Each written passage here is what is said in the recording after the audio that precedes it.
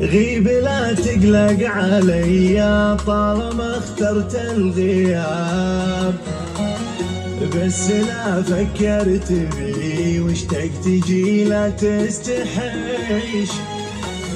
اجي متى ما اشتيت يا روحي وش افتح الباب، واوعدك ما اسال ولا استفسر ولا اقول ليش.